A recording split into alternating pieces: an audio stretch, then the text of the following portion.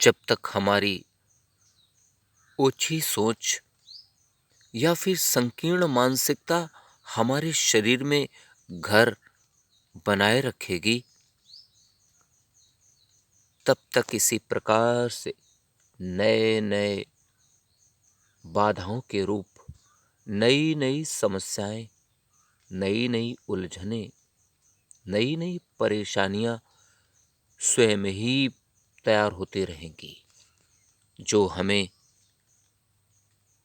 खुद को ही परेशान करती रहेंगी। आप इस बात को समझिए, न जाने कैसी और कितनी ऐसी उलझनें और समस्याएं हैं हमारे ही जीवन में, जिनका अन्य लोगों से कोई लेना देना नहीं है, अन्य लोगों से उसका कोई संबंध नहीं है, अन्य स्रोतों से उनका कोई सरोकार नहीं है। वास्तविक रूप में वे उलझनें, समस्याएं और जटिलताएं हमारे द्वारा ही उत्पन्न की गई हैं। हमारी सक्रिय, ओछी और संकीर्ण मानसिकता के द्वारा ही उत्पन्न हुई हैं वे उलझनें। और यदि उन उलझनों को उल्लेखित करने की कोशिश की जाए, तो उनकी लंबी कतार है, उनकी लंबी लिस्ट है। उनमें से कुछ की यदि बात की जाए, तो ईर्ष्या की भावना, द्वेष की भावना, अपने अंदर पनपता हुआ अहंकार, अपने अंदर ही पनपती हुई नकारात्मकताएं,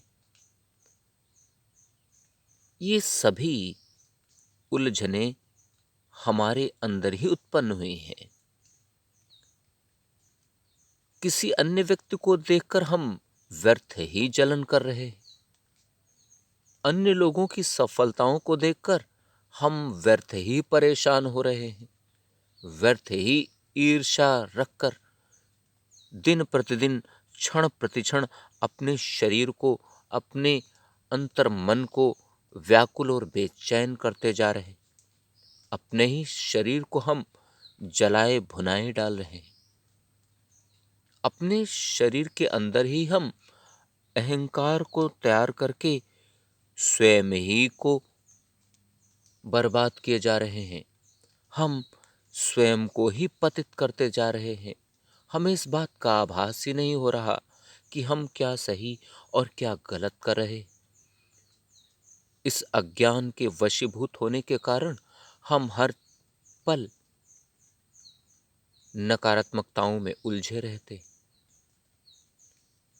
व्यर्थ ही अपने अंदर दंभ पाले बैठे रहते और अपने को ही चोट पहुंचाते रहते, अपने को ही नुकसान देते रहते।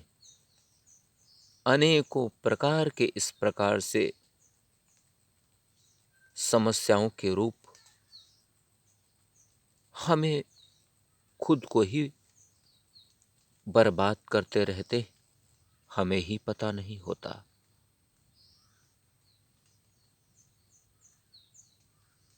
यही सब रूप हमारे जीवन को पतन की ओर ले जाने के लिए जिम्मेदार हो जाते हैं। इसलिए मैं बार बार इस बात पे विचार विमर्श करता, चर्चा करता कि किसी भी प्रकार से, कैसे भी हम अपनी सोच को, अपनी विचारधारा को वृहद रूप दे सकें। यदि ऐसा हम कर सके, तो ये अनेकों प्रकार की उलझनें, समस्याएं खुद समाप्त हो जाएंगी। जैसे अन्य लोगों के प्रति जलन की भावना, ईर्ष्या की भावना, स्वयं के अंदर दंभ पाले रहना, अपने अंदर ही अहंकार को तैयार करते रहना, ये तमाम प्रकार की नकारात्मक समस्याएं